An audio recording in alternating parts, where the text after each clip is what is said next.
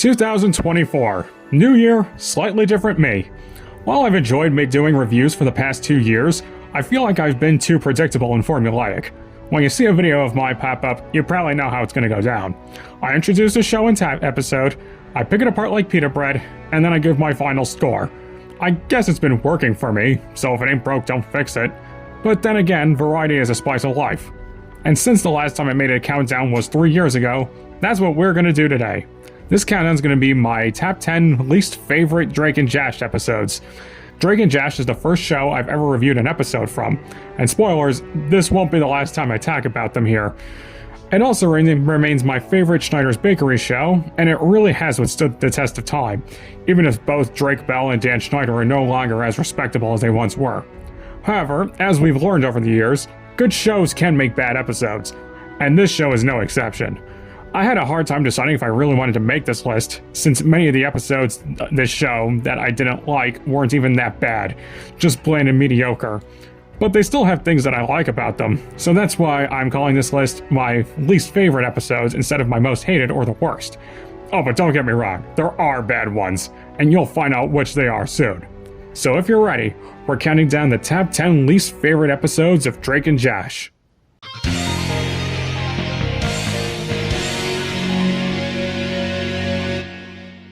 You've all heard me tell you a lot of stories about me and Josh, but this time, I want to talk to your little brothers and sisters. Freeze. You're under arrest. You know, the fun thing about making lists like these is that you rarely get what you expect. This is an episode I barely remember the title to, even if the episode's events I remember vividly. Moreover, I remember liking this episode as a kid, but now that I'm grown and more observant, I realize that this episode's got some issues.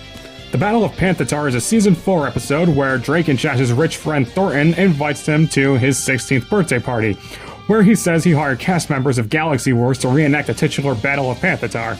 However, Drake mistakenly makes out with Thornton's girlfriend Maria, and as a result he bans Drake and Josh from the party. So then the brothers have to think of a way to get themselves back in. The main problem with this episode is actually Thornton himself.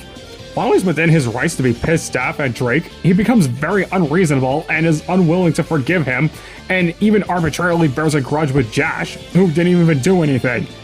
Even when Drake gives Thornton an autographed Beatles vinyl, he still won't let them in. Not to mention the episode gets padded out by the brothers staying outside the party hall waiting to get in to no avail. But now what steps to me from hating it is the ending, where the brothers disguise themselves as the Red Skynets to get the Beatles vinyl back, but then they're forced to reenact the fight. And honestly, that bit is very entertaining to watch since they obviously don't know what they're doing. It does end on a positive note, with Drake getting the vinyl back and both of them even scoring dates. Overall, this episode is very middle of the road, and I really am not clamoring to see it again. Good thing this is Thornton's only appearance, because he did not leave a good first impression.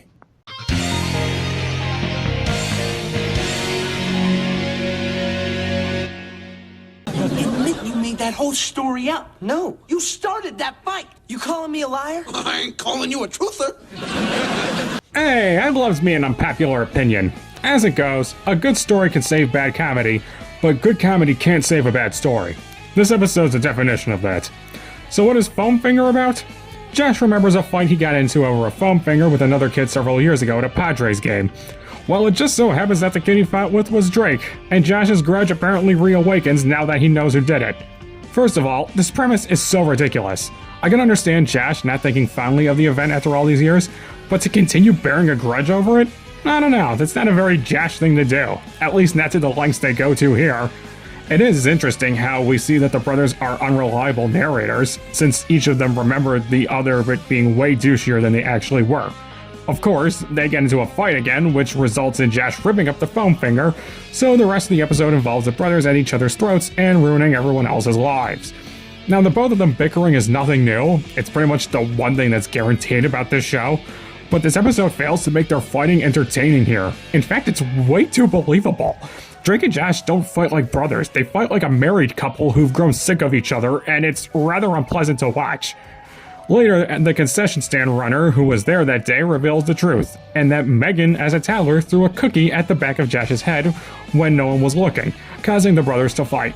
Now, they do make up completely at the end, and the ending is overall satisfying, so that's why it's so low on the list, coupled with the good jokes throughout the episode.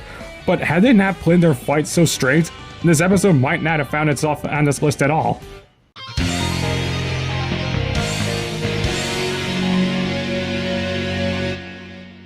Hello, I'm Dr. Phyllis Tupper, and welcome to Dr. Phyllis. If there's one thing that always ends up polarizing in sitcoms besides introducing new characters to keep it alive, it's clip shows. And it turns out this show isn't safe from that curse. The Dr. Phyllis show is just a plot device for showing all the moments the brothers argued, which would be fine, but here's the thing. Why would we need a clip show for that? Drake and Josh argue literally all the fucking time. Just make a new episode about that. Yeah, the moments they show are good, but clip shows in general are just shameless filler. It's even worse when some of the moments are from episodes of the same season. I understand that new episodes don't air back to back, but they don't air so sporadically that you just forget about them. And this problem becomes even more prevalent when you get the DVD, which many people did back then. It'd be one thing if it was a blooper episode, since everyone likes watching professionals fuck up, but highlight reels like these need to be very entertaining, and this one fails to meet that requisite. It's just the brothers going over all the times they bickered and then not even really coming to an understanding by the end. Not that it would matter, since they're gonna resume their tradition by the next episode, but still. The only thing that even remotely catches my attention is when Dr. Phyllis beats up the brothers because Drake unwittingly insulted her daughter. Outside of that, you're better off just marathoning the show rather than watching this.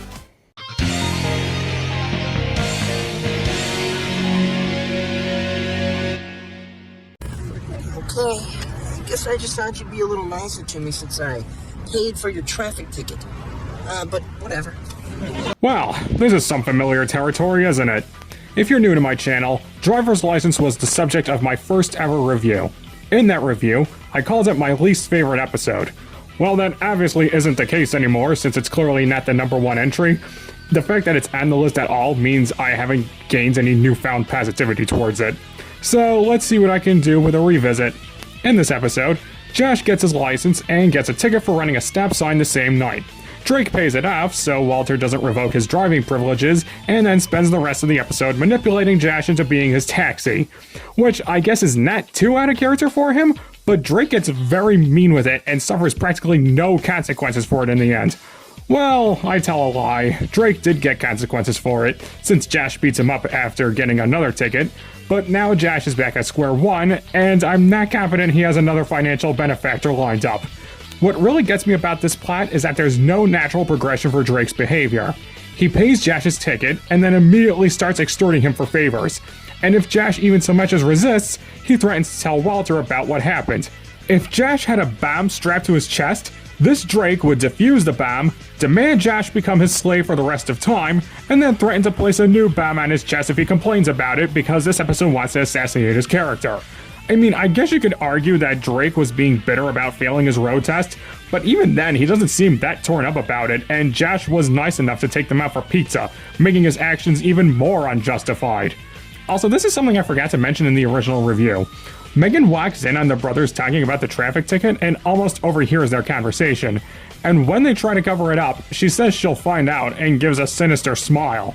This never comes up again in the episode, so I'm left wondering what the point was.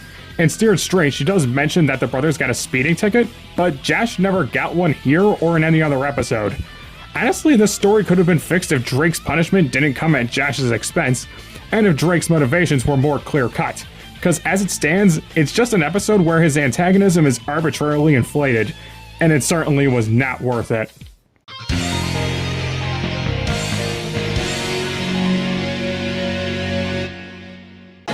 Okay, I'm Drake. Nice to meet you. Oh, we've met before.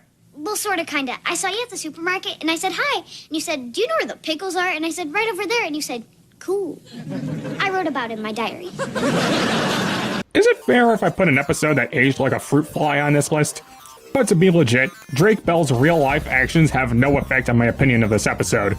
I didn't like it then, and I definitely don't like it now. So, what did #1 fan do to draw my ire? Well, it handles the top of childhood crushes and stalking, and they don't do a fantastic job at it.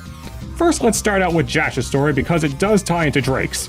Josh becomes the new scoutmaster for the unisex camping troop, the Campfire Kids, after the scouts drive Walter insane. Strangely enough, Megan is in the troop, even though she never came across as the type of kid to be into that stuff. But anyway, Josh's story is just him being a bad scoutmaster while the scouts all make fun of him. It's not really his fault, since he didn't want to be scoutmaster in the first place. Megan's friend Wendy goes to see Drake, where it's shown that she is actually rather starstruck by him.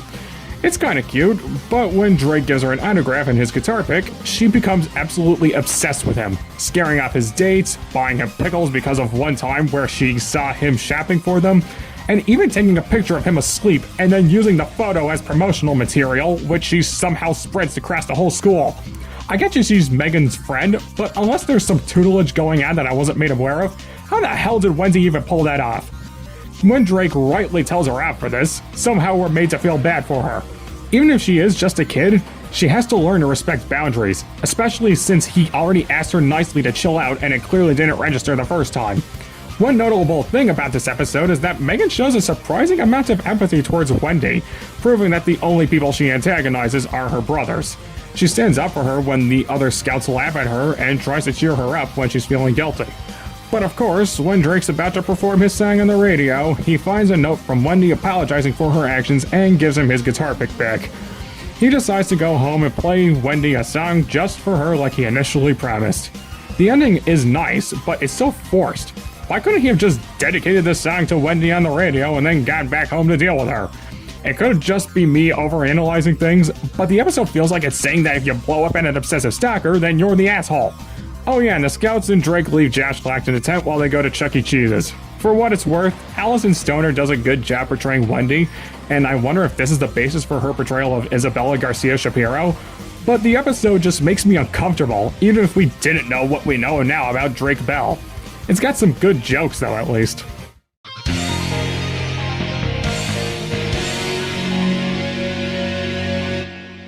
Fine, I'll go. 'Cause I've got things to do. What things? Things. Here we go. Now we're getting into the episodes of this show that are truly notorious. And what better way to transition than with this one? Let's talk about Megan Parker, the biggest point of contention in this show. I personally don't mind her at all. I think she's a good character and an antagonist, but I can definitely understand why she grinds people's gears beyond metacontextual properties. Megan was introduced from day one as a prankster, and a smart one. However, characterization marched on, and she went from playing silly gags on the brothers to turning into a goddamn supervillain. Her mere existence flips the show's premise on its head. In terms of comedy, the biggest problem is that she has Joseph Joestar levels of plot armor. I can't think of a single time Megan actually suffered tangible consequences for her actions. She's 100% unstoppable. Drake and Josh is a sadist show, meaning much of the humor comes from watching the characters go through misfortune, usually as a result of their own stupidity or hubris. This doesn't apply to Megan because she can't even lose when she loses. On the off moment she does actually get some torment, she still manages to get off a lot easier than the brothers. And I don't just mean with her parents. The Demonator and Treehouse come to mind. A lot of the people think the brothers never win, and for the most part that's true, but every so often they do get a happy ending, and they make sure it's believable. Some of their antics do pay off, and they actually experience some growth by the end. You don't get that with Megan. She's there to ruin the brothers' day and walk off before she can deal with the consequences. This episode, Peruvian Puff Pepper, is a perfect summation of that. Here, the brothers enter a salsa eating contest to win a big screen TV for their rum. However, when they deny Megan's assistance, she makes their salsa explode and ruin the kitchen. They try to prove to their parents that Megan is a menace, but of course she always has a getaway ready. Eventually, she decides to enter the salsa contest by herself by using the titular Peruvian Puff Pepper. The peppers are rare, so they steal the ones she got from a sketchy individual. They use them for their salsa and win the contest. But wouldn't you know it, when they reveal they used those peppers, it turns out they're banned in North America because they cause kidney failure. As such, they get disqualified, and Megan wins the contest as she tacitly reveals that she planned this whole thing. This episode feels like such a slap in the face, like they're trying to say Megan is a writer's favorite. Who is the guy she got the peppers from? How did she meet him? How did he get them into the country? And why would Josh trust Drake with doing the research? I can only assume that the plot demanded that because Josh would have been able to pick up on the fact that the peppers are banned. Antagonists are great because they provide conflict. But an antagonist still has to be defeated in some way, or else they just get on your nerves. Like Megan got on mine here. Imagine if every Superman comic ended with Darkseid beating the shit out of him. It'd get old very fast. And that's essentially what this episode felt like. A villain who always wins yet again getting what she wants. But hey, at least she's not Sam Puckett.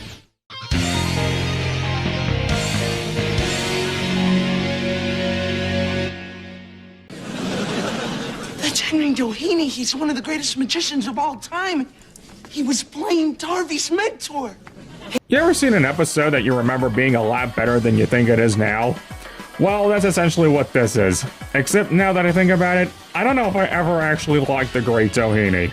After all, I wasn't a 27-year-old critic when this came out, so of course I wouldn't have been able to see the problems with it. The Great Doheny uses one of the worst story templates ever, the Mocher. What happens is that Josh's idol, famed magician Henry Doheny, comes to town and befriends Josh. He seems cool at first, but eventually becomes such a burden on the brothers that they try to get rid of him. He even shows up at their house in the middle of the night to go to a club at one point. Then we find out that Henry has been hanging around the brothers because he's hit rock bottom, as no one will ever hire him for magic shows anymore. And my suspension of disbelief has been reduced to atoms. Henry's magic in the show is reality breaking. He's practically Shang Tsung. He can make a sandwich and a teenage girl disappear in thin air. How is he not getting work for the rest of his life? Hell, his mere presence on this show changes the rules of his environment. Drake and Josh does have elements of science fiction in it, but it was still by and large grounded in reality. Having inexplicable magic like Henry's just raises more questions, especially when you introduce it 4 seasons later. The boys and Megan help get Henry's career back on track with a special show, but it looks like he may have accidentally died during it. Which is kind of cool of the bakery to go that route. But no, it turns out he faked his death and didn't let the brothers in on it, which you can guess was Megan's part of the plan. And how does he thank the brothers for helping him restart him again? By giving them fucking yo-yos. Yeah, Megan gets a check for 50 grand, but the actual near 18-year-olds? Fuck them, am I right? Not to mention this episode isn't very entertaining. It's also not very well paced, as everything happens far too quickly. Would it have helped in any way? Not sure. All I know is that the final product is not up to standard.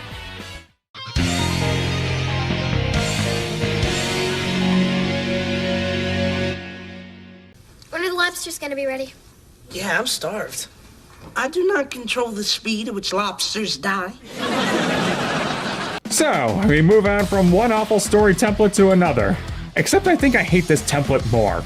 The affair obviously follows the trope of being mistaken for cheating, but really, I've seen more than a few episodes fail for similar scenarios. In fact, SpongeBob has done it several times to varying success. They've had characters appear dangerous, but instead they're revealed to be friendly. So how does Drake and Josh fuck it up?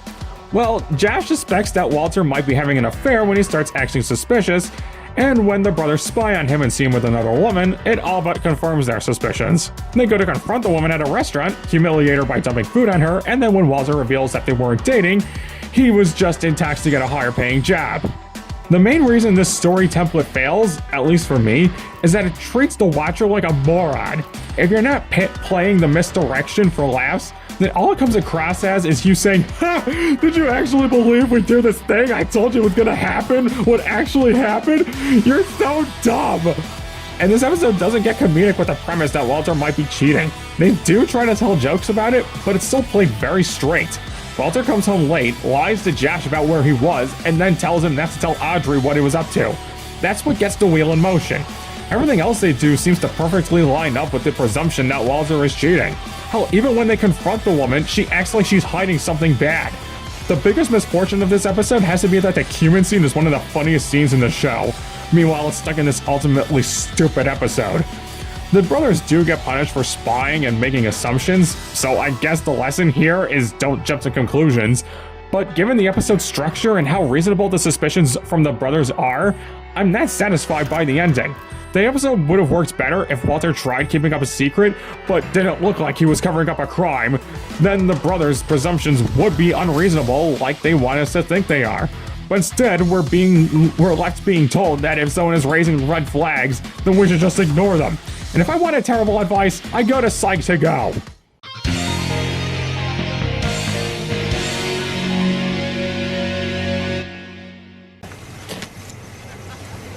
Here. What's this? Big rock. What do you want me to do with it? Kill me! I don't know why this episode isn't held up with some of the more hated episodes of the show, like Peruvian Puff Pepper or The Great Doheny or Sheep Thrills, which isn't on this list because I don't mind Sheep Thrills that much. It's got some good humor and the story is always on the move. Even if Megan does betray the brothers in the end, I'm still pleased with the episode as a whole. It's not my favorite, but I think it's okay. In an actual standalone review, I'd probably give it a 7 out of 10. As for the wedding, not to be confused with We're Married, there is nothing redeemable here. Not a fucking thing. The story here is that Drake and Josh are tasked with getting to a wedding with a wedding cake for their mean great aunt. Because Drake is a moron, he gives Josh's travel bag to Craig and Eric, which has Josh's cell phone and the keys to the car they were supposed to take. Drake borrows his friend Trevor's car, but of course it breaks down on them in the middle of nowhere. And then it all gets worse from there. I'm dead fucking serious. Nothing goes right for the brothers in this episode. To Drake's credit, he does try to fix the problem, but it's obvious he doesn't really know what he's doing. The carburetor eats up Josh's Blazer, they hail 2 strangers and try to pay them to take them to the wedding, but the strangers rob them instead. At one point, they even get a parking ticket. The one moment the brothers actually get help by hailing a mechanic with a tow truck, Drake fucking blows it by making fun of the mechanic's name. Another problem this episode has is that it's a battle episode, meaning it primarily takes place in one location. Season 4 had a weird fascination with battle episodes, since this is like the 3rd one. The other 2 were Vicious Tiberius and Helicopter. Treehouse also kind of had elements of it, but the brothers don't get trapped in the treehouse until much later. And you know what all of those episodes have in common that this one doesn't? Actual comedy. There are a few good jokes here, mainly from Josh and his frustration, but it's not enough to stave out the frustration I feel from watching the episode. When you torture characters like this, the payoff has to be relieving in some way. We don't get that here. It's just the brothers going through all 10 hells for 22 minutes. And you wanna know how this shit show ends? Drake and Josh get the car up and running, but the engine bursts into flames, causing the brothers to just walk away in defeat. Was Matt Fleckenstein in a bad mood when he wrote this? Because it felt like he was.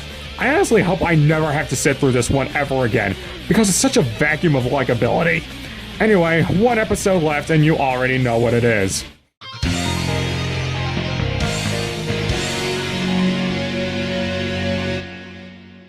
Where's the money? What? This is a holdup. You give me the money, I ain't playing. Whoa, just take it easy, man. Yep, Theater Thug is my most hated episode and I don't even know where to begin with it. It's got a little bit of everything terrible in it. Josh getting tormented for no reason, things happening specifically to move the plot forward, and a shitty and unrewarding ending. Even as a kid, I thought this episode was annoying. The plot here is that Josh portrays a criminal called the Theater Thug on an episode of FBI's Most Wanted. Then literally everyone in San Diego mistakes him for the actual Theater Thug. First, he gets jumped by a bunch of old ladies, which is sort of understandable since they could be senile and not realize Josh isn't the thug. But then he gets jumped by kids and other random civilians. The writing here is so inconsistent and stupid. Right after the reenactment that Josh was in, they literally show an actual picture of the Theater Thug. Unless everyone turned off the TV once the reenactment was over, this problem shouldn't be here. Another problem is that the FBI warning advised civilians not to approach the Theater Thug because he is described as incredibly dangerous. Why would old ladies and kids risk their safety attacking him then? But you know what? The civilians aren't the worst ones here. That honor goes to the cops. The cops keep arresting Josh even after the first time he was mistaken for the Theater Thug. You'd think after one time they'd learn their lesson, especially when they have pictures of the real suspect. Even at the end, where the Theater Thug tries to wrap the premiere while Josh is closing, the cops still manage to fuck it up and arrest Josh, letting the Theater Thug escape. The episode is just really lacking in comedy, and it's expecting you to find Josh repeatedly getting arrested for a stupid mistake entertaining when all it is just infuriating. Honestly, the only problem this episode doesn't have is Megan. In fact, she actually tries to help Josh here by making him a disguise, which the townsfolk conveniently see through anyway. Many of the episodes on this list could have used a revision here and there, but this should have been 86 from the get-go, because I have no idea how an episode like this could have worked. Even if you end it with the Theater Thug getting arrested, it wouldn't make up for the absolute irritating events that preceded it.